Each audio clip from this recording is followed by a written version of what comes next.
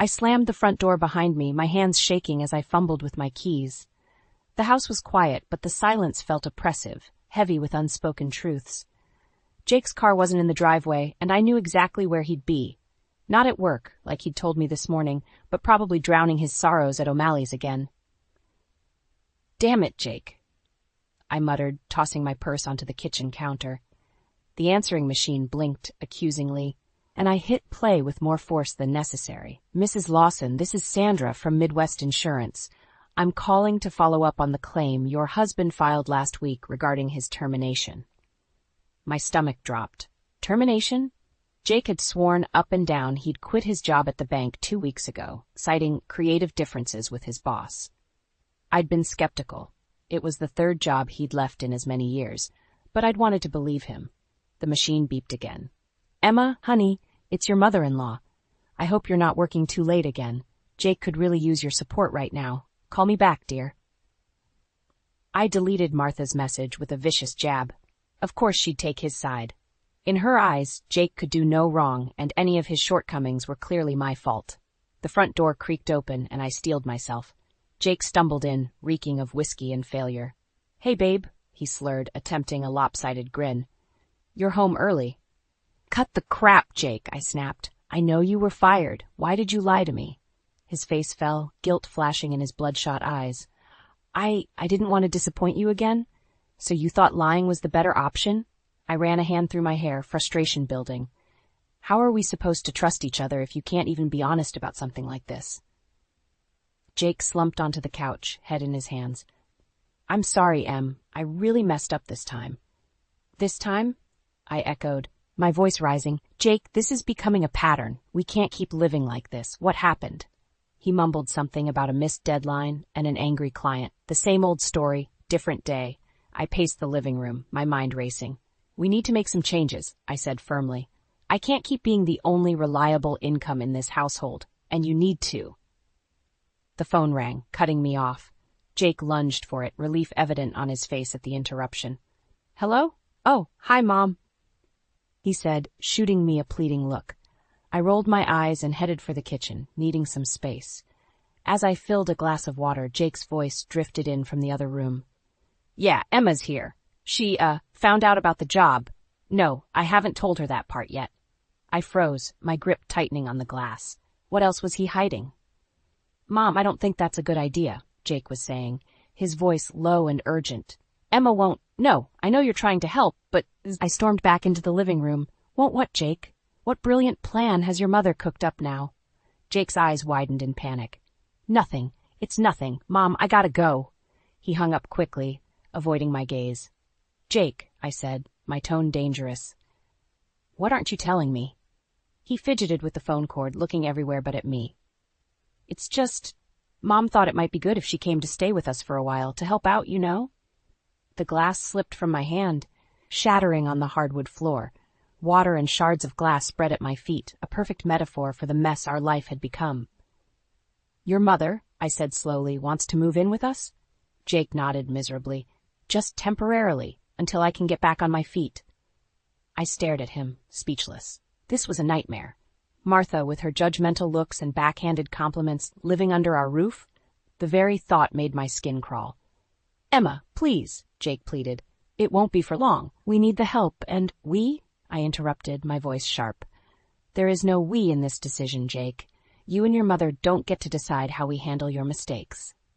I turned on my heel, carefully stepping over the broken glass. "Clean this up," I said over my shoulder.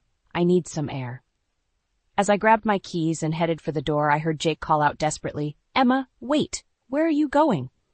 I paused, my hand on the doorknob. "To figure out how to fix the mess you've made of our lives," I replied, not looking back. "And Jake, don't wait up." I stormed into my office the next morning, my head pounding from a restless night. The last thing I needed was to deal with Martha's judgmental attitude on top of Jake's lies. But there she was, her number flashing on my phone as it rang incessantly. "Emma speaking," I answered curtly, bracing myself. "Emma, dear," Martha's saccharine voice oozed through the line.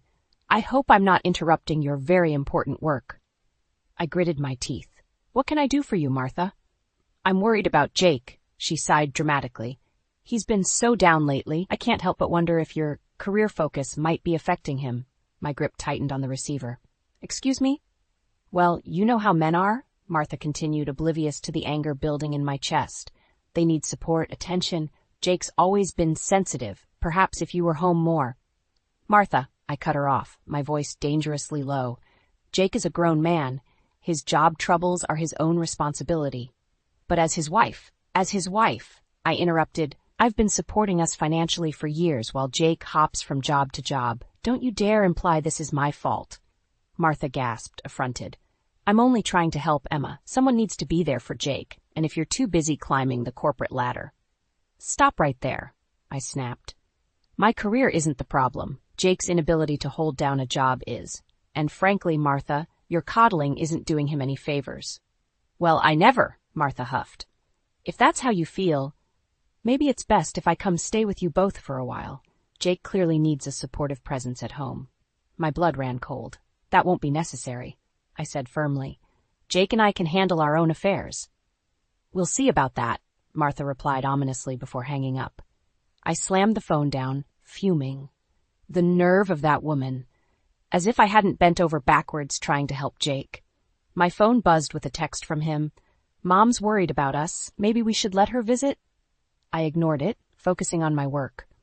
Hours flew by as I buried myself in spreadsheets and client calls, anything to avoid thinking about the mess waiting for me at home. It was nearly 8 p.m. when I finally left the office. As I pulled into our driveway, I froze. Martha's car was parked in my usual spot.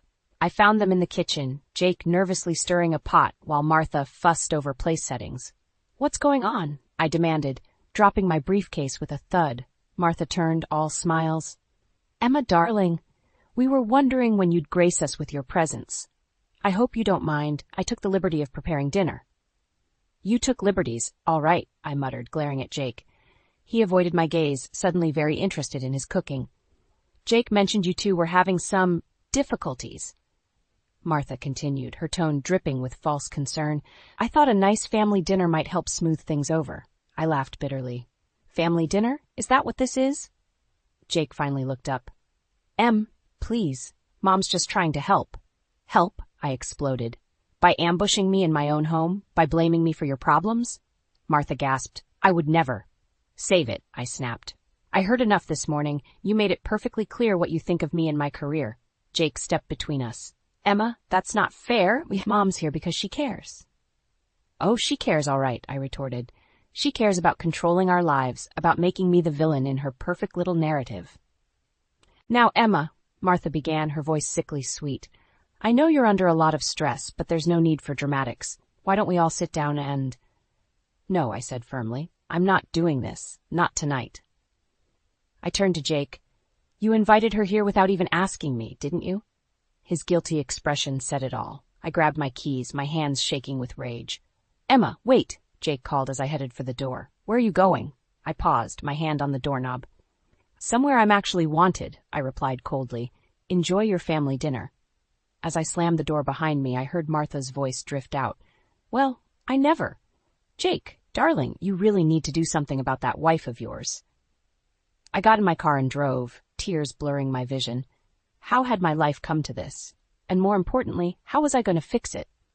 I pulled into the driveway after a long day at work, my stomach knotting as I saw Martha's car still parked where it had been for the past week. Taking a deep breath, I steeled myself and walked inside. The living room looked like a tornado had hit it. Martha's belongings were strewn everywhere, suitcases overflowing with clothes, boxes piled high with knickknacks, and framed photos of her and Jake littering every surface. What the hell is going on? I demanded, my voice echoing through the house. Jake emerged from the kitchen, looking sheepish. Emma, honey, I can explain. Jake invited me to stay for a while, Martha interrupted, sweeping into the room with a triumphant smile. Isn't it wonderful? Now I can help out around the house and give you more time to focus on your career. I felt the blood drain from my face. Stay? For how long? Jake shuffled his feet, avoiding my gaze. Well, you see, Mom's having some financial troubles of her own. I thought maybe she could live with us until she gets back on her feet. Live with us? I repeated, my voice rising.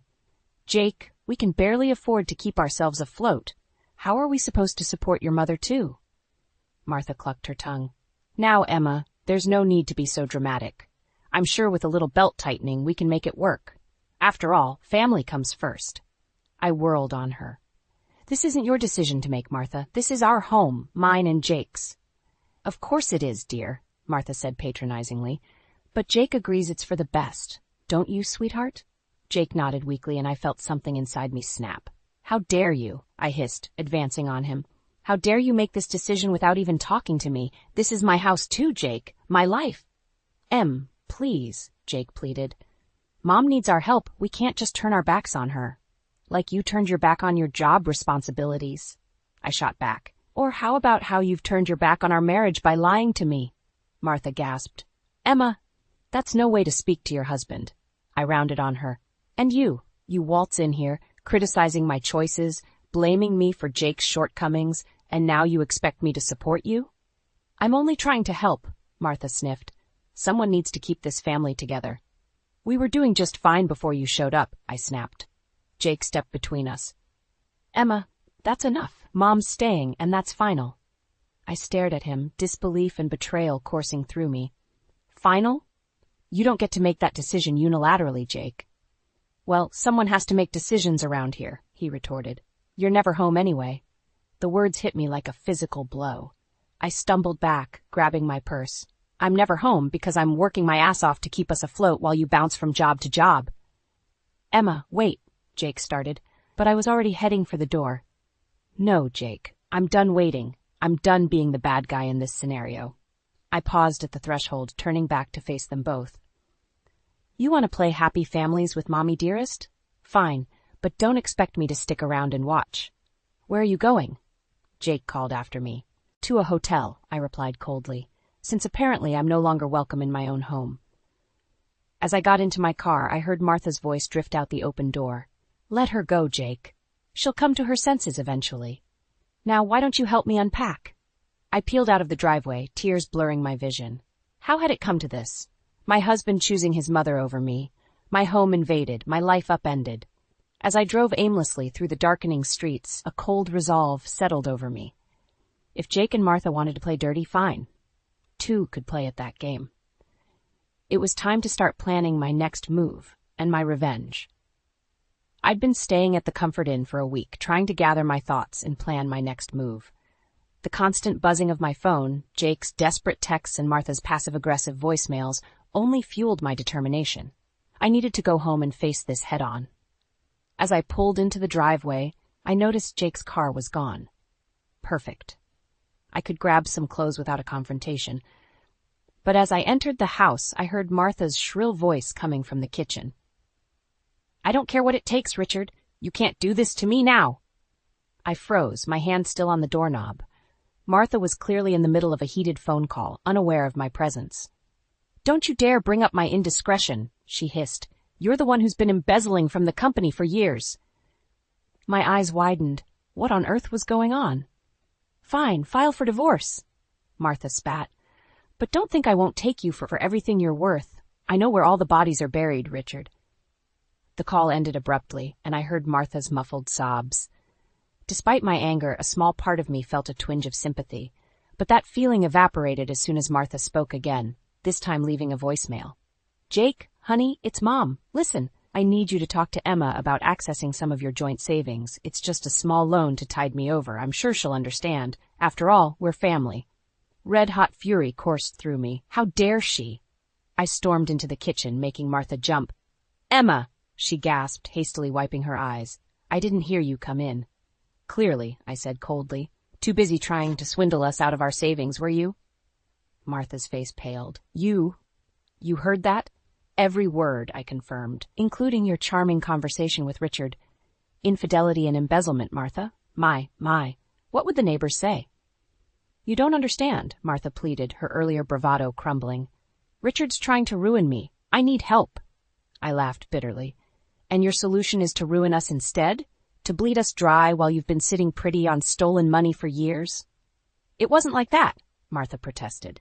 Richard handled all the finances. I didn't know. Save it, I snapped. I don't want to hear your excuses. What I want is for you to pack your bags and get out of my house.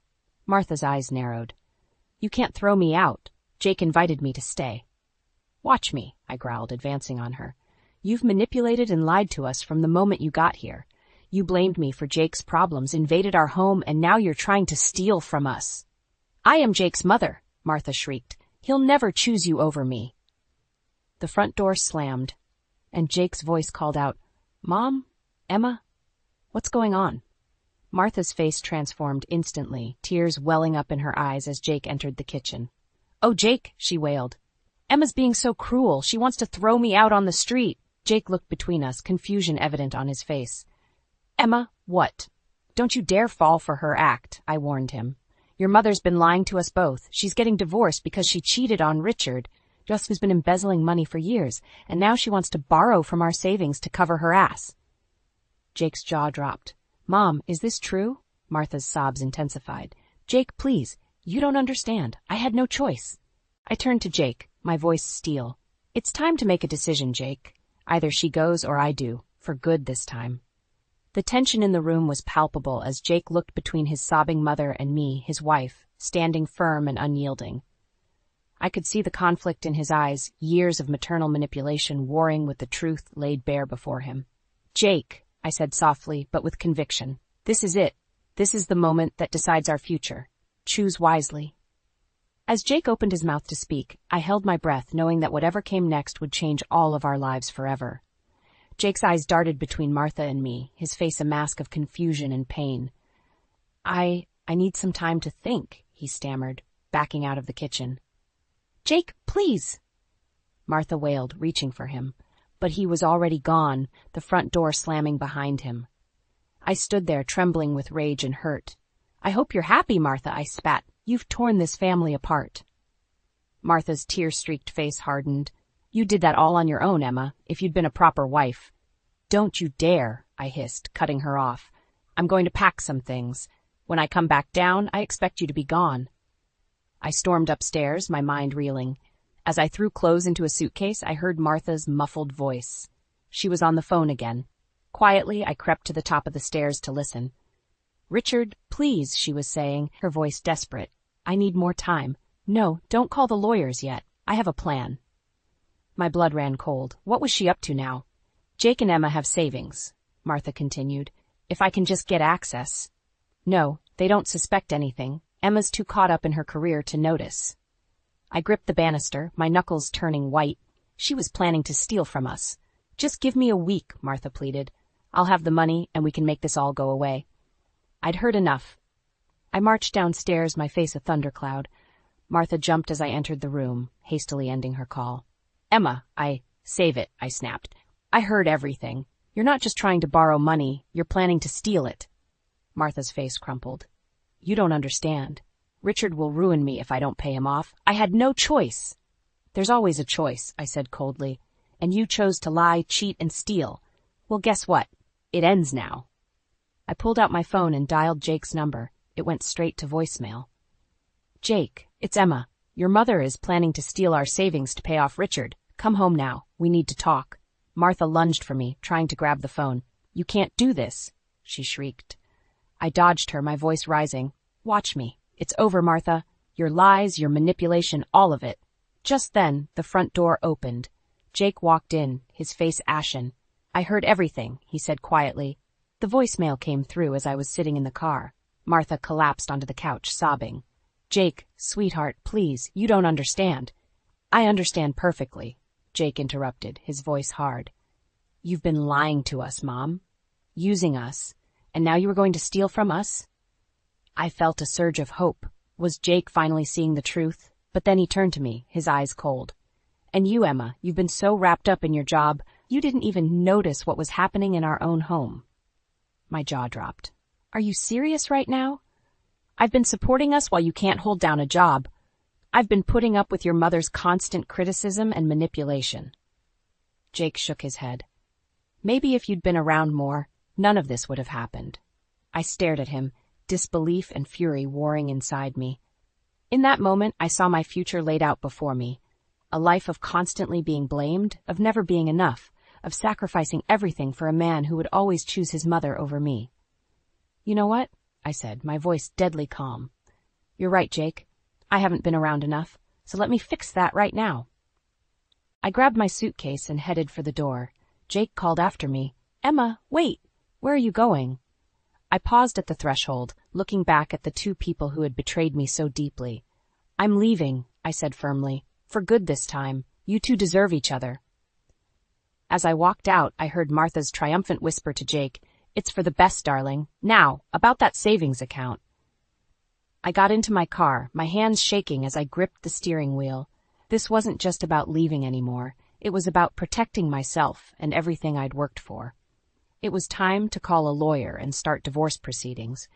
Jake and Martha wanted to play dirty? Fine. I'd show them just how ruthless I could be. I sat in my lawyer's office, reviewing the divorce papers for what felt like the 100th time. 2 weeks had passed since I'd walked out on Jake and Martha, and I was determined to protect myself and my assets. Everything looks in order, Emma, my lawyer Sarah said. We've frozen the joint accounts, and Jake won't be able to touch your personal savings. Are you ready to file? I took a deep breath, my hand hovering over the papers. This was it, the point of no return. Just as I was about to sign, my phone buzzed. Martha's number flashed on the screen. Ignore it, Sarah advised, but something made me hesitate. I should at least hear what she has to say, I muttered, answering the call. Emma? Martha's voice was uncharacteristically small. Please don't hang up. I need to talk to you. I have nothing to say to you, Martha, I replied coldly. Please, she begged. I've made a terrible mistake. I need your help. Against my better judgment, I found myself listening as Martha poured out a story of deceit and desperation.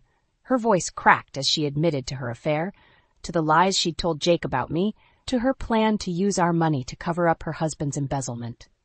I never meant for it to go this far, she sobbed. I thought if I could just buy some time, fix things with Richard, but it's all fallen apart. He's filing for divorce, threatening to expose everything. I have nowhere else to turn. I felt a mix of emotions, anger, pity, vindication. Why are you telling me this now, Martha? Because I realize now how wrong I was, she whispered. About everything, about you. I need your help, Emma. Not just for me, but for Jake, too. My heart clenched at the mention of Jake's name. What about Jake? Martha's voice trembled. He's a mess, Emma. He finally sees the truth, but he doesn't know how to fix things. He misses you terribly. I closed my eyes, fighting back tears. It's too late for that, Martha. I'm at my lawyer's office right now, about to file for divorce. No, Martha cried. Please, Emma, give us a chance to make this right. I'll tell Jake everything, I swear. Just come home. Let's talk face to face. I looked at the divorce papers in front of me, then at Sarah, who was watching me with concern. I need to think about this, I said finally. Of course, Martha replied, hope creeping into her voice. Take all the time you need. We'll be here. I ended the call, my mind reeling. Sarah leaned forward, her brow furrowed. Emma, whatever she said, remember why you're here. Don't let her manipulate you again. I nodded absently, but my resolve was wavering. What if Martha was telling the truth? What if this was my chance to finally get the whole story, to confront both her and Jake with all the facts? I need to go, I said abruptly, standing up. I'm sorry, Sarah. I need to see this through. Sarah sighed, but nodded understanding. Be careful, Emma, and call me if you need anything. As I drove home, was it still home? My emotions warred within me. Part of me was screaming that this was a trap, that Martha and Jake would never change. But another part, a part I thought I'd silenced, whispered of hope and second chances. I pulled into the driveway, my heart pounding. The house looked the same, but everything felt different. As I approached the front door, I saw Jake through the window, pacing anxiously. Our eyes met, and I saw a flash of relief cross his face. My hand trembled as I reached for the doorknob. This was it, the moment of truth. Whatever happened next would determine the course of all our lives. I took a deep breath and opened the door, stepping into the unknown. As I stepped into the house, the air felt thick with tension. Jake stood in the living room, his face a mixture of relief and apprehension. Martha sat on the couch, her hands twisting nervously in her lap. Emma, Jake breathed, taking a step towards me. I'm so glad you came. I held up a hand, stopping him in his tracks. I'm here to listen, nothing more. Martha, you said you had something to tell us both.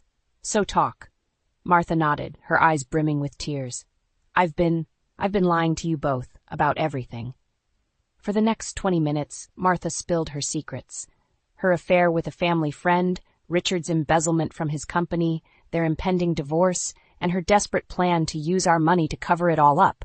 With each revelation, Jake's face grew paler, his hands clenching into fists. How could you, Mom? He whispered, his voice breaking. How could you lie to us like this? Martha sobbed, reaching for Jake, but he recoiled. I'm so sorry, sweetheart. I never meant for it to go this far. I thought I could fix everything before you found out. I stood there, a storm of emotions raging inside me.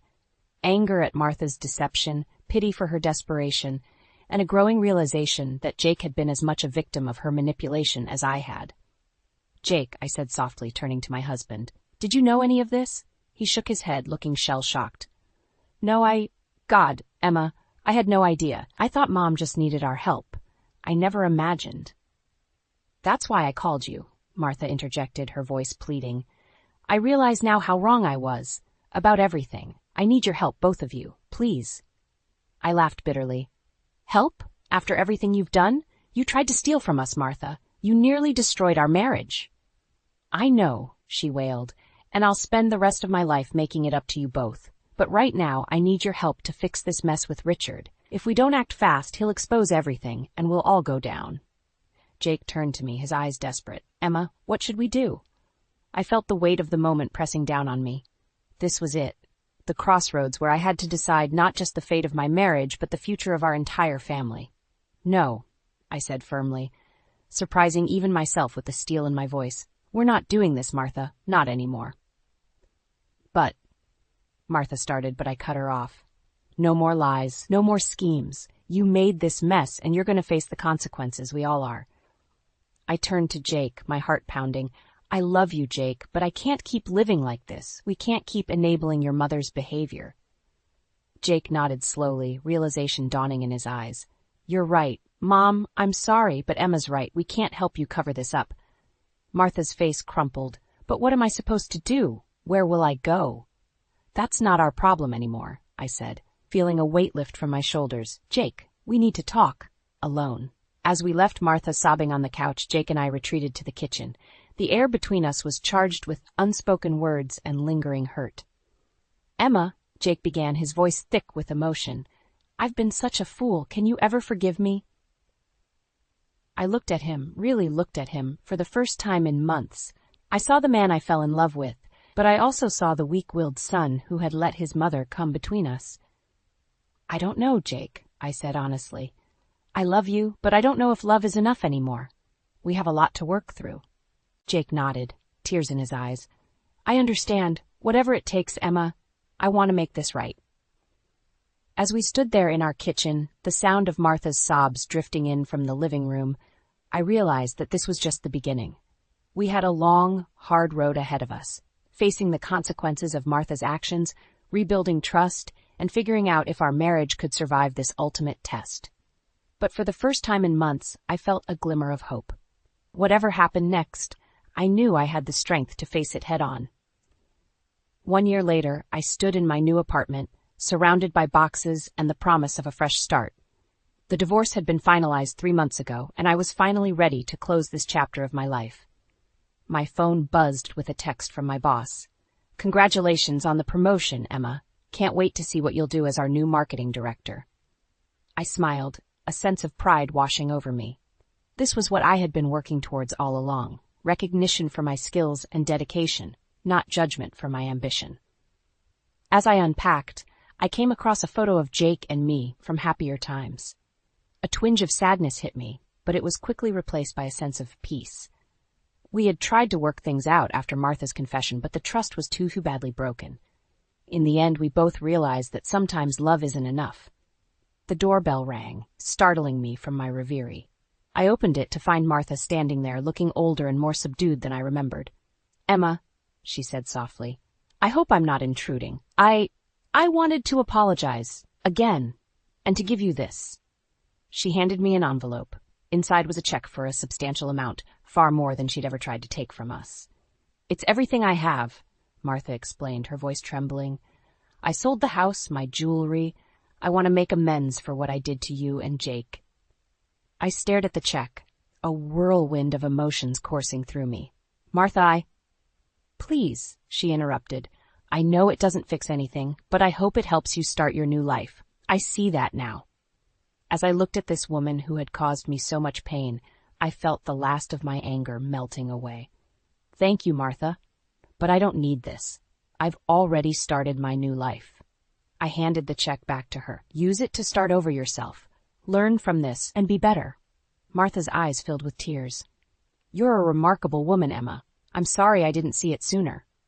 After she left, I sat on my new couch, processing what had just happened. My phone buzzed again, a text from Jake this time. "Heard about your promotion. Congratulations, Em. You always were the strong one." I smiled sadly, typing back a simple "thank you." As I hit send, I realized that this truly was the end of an era. Jake and Martha would always be a part of my past, but they no longer had the power to shape my future. I walked to the window, looking out at the city skyline. My new life stretched before me, full of possibilities. No more compromising my dreams, no more dimming my light to make others comfortable. I was free to be unapologetically myself.